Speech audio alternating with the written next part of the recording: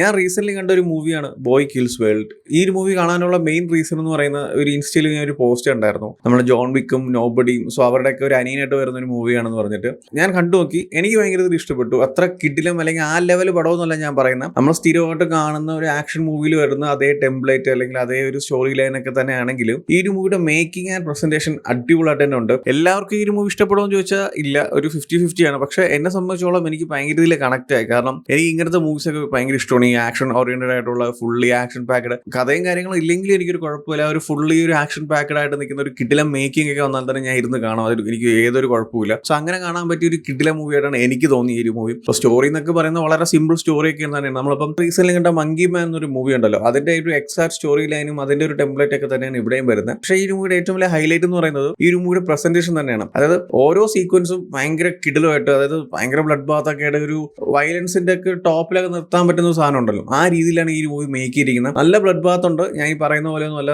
പല സീക്വൻസ് ഒക്കെ ഭയങ്കര റോ ആയിട്ടൊക്കെ കാണിക്കുന്നുണ്ട്. ഈ ഒരു മൂവിയുടെ സ്റ്റോറി എന്ന് പറയുന്നത് ഒരു റിവെഞ്ച് ബേസ്ഡ് സ്റ്റോറിയാണ്. ഒരു കൊച്ചു പയ്യൻ അവനെ തന്നെ ഒരു വെപ്പണായിട്ട് മാറ്റുന്നതാണ് ഒരു മൂവി എന്ന് പറയുന്നത്. അതായത് ഒരു ഫിക്ഷണൽ വേൾഡ്, ആ ഒരു വേൾഡ് കൺട്രോൾ ചെയ്യുന്ന ഒരു ഓർഗനൈസേഷൻ ഉണ്ട്. അതായത് അവിടുത്തെ കോടതിയും പോലീസും ഗവൺമെന്റ് എല്ലാം ഇവരൊക്കെ തന്നെയാണ്. സോ ആ ഒരു ഓർഗനൈസേഷൻ ഈ ഒരു പയ്യന്റെ ഫാമിലിനെ ഇല്ലാതാക്കും. സോ അവനെ തന്നെ ട്രെയിൻ ചെയ്ത് കുട്ടിക്കാലം തൊട്ട് ആ ഒരു വളർന്നു വരുന്നത് വരെ ഫുള്ളി അവൻ ആ ഒരു മോട്ടീവോടെ അല്ലെങ്കിൽ ഒരു എയിമേ ഉള്ളൂ, ഈ ഓർഗനൈസേഷൻ ഇല്ലാതാക്കണം, അല്ലാതെ വേറെ ഒന്നും അവന്റെ ലൈഫിൽ ഇല്ല. സോ അതിനുവേണ്ടി അവൻ്റെ ഒരു വലിയൊരു കിടിലം വെപ്പണായിട്ട് മാറ്റി, അതായത് ഫുൾ ട്രെയിനിങ്ങും ഫൈറ്റിങ്ങും മറ്റേ വൺ മാൻ ആർമിയുടെ നിന്ന് ഫൈറ്റ് ചെയ്യാൻ പറ്റുന്ന രീതിയിൽ അവനെ തന്നെ ബിൽഡ് ചെയ്തെടുക്കുന്ന ഒരു സ്റ്റോറിയാണ്. സ്റ്റോറി ലൈൻ സിമ്പിൾ ആണ്, ഞാൻ പറഞ്ഞല്ലോ ഇതാണ് സ്റ്റോറി ലൈൻ. ആൻഡ് ഇതിന്റെ ആക്ഷൻ സീക്വൻസ് എന്ന് പറയുന്നത് വളരെ കിഡിലുമായിട്ടാണ് പ്രസന്റ് ചെയ്തിരിക്കുന്നത്. ആ ഓരോ ആക്ഷൻ സീക്വൻസിന്റെ കൊറിയോഗ്രാഫി അല്ലെങ്കിൽ ആ ഒരു സ്റ്റോറി ലൈൻ ഇത് കണക്ട് ചെയ്യുന്ന കാര്യങ്ങളും അതിന്റെ ഒരു മേക്കിങ്ങും ഒരുപാട് ഹാൻഡ് ടു ഹാൻഡ് കോമ്പാക്ട്സും ഒരുപാട് ബോഡി റിഗ് ഷോട്ട്സ് ഒക്കെ ഉണ്ട്. അതൊക്കെ കിഡിലുമായിരുന്നു. ആ ഒരു പ്രസന്റേഷൻ ഒക്കെ നൈസ് ആണ്. ഈ ഒരു ടൈപ്പ് ഓഫ് മൂവീസ് ഒക്കെ ഇഷ്ടപ്പെടുന്നവർക്ക് നിങ്ങൾക്ക് എന്തായാലും നിങ്ങളുടെ ഒരു ഫേവറേറ്റ് ലിസ്റ്റ് വരുന്ന മൂവിയാണ്. അല്ല ഓക്കെ, ഒരിക്കലും ഒരു ബ്ലഡ് ബാത്തും ഈ പക്ക ഫുള്ളി ആക്ഷൻ പാക്ഡ് മൂവീസ് ഒന്നും ഇഷ്ടപ്പെടാത്തവരാണെങ്കിൽ നിങ്ങൾക്ക് ചിലപ്പോൾ വർക്ക് ആവാൻ ചാൻസ് ഇല്ല മൂവി. പക്ഷെ എന്നെ സംബന്ധിച്ചോളം അല്ലെങ്കിൽ ഒരു ഫുള്ളി ആക്ഷൻ പാക്ഡ് കാണാൻ ആഗ്രഹമുള്ളവർക്കൊക്കെ നല്ല രീതിയിൽ കണക്ട് ചെയ്യുന്ന മൂവിയാണ്. ഈ മൂവിയുടെ സ്റ്റൈൽ എന്ന് പറയുന്നത് നമ്മൾ ജോൺ വിക്കും നോബഡി എന്നുള്ള കിൽ ബോക്സ് കൂൺ, സോ അങ്ങനത്തെ ടൈപ്പ് ഓഫ് മൂവീസ് ഇല്ലേ, ഡെഡ് പൂള്, സോ അങ്ങനത്തെ രീതിയിൽ ഓഫ് മേക്കിംഗ് പ്രസന്റേഷൻ ഉണ്ടല്ലോ, ആ രീതിയിലാണ് ഈ ഒരു മൂവി വന്നിരിക്കുന്നത്. എന്നും പറഞ്ഞ് ആ ഒരു മൂവീസിന്റെ ലെവലൊക്കെ വന്നിട്ടുണ്ടോന്ന് ചോദിച്ചാൽ അത്രയൊന്നും വന്നിട്ടില്ല. അത്ര മറ്റേ കിടിലം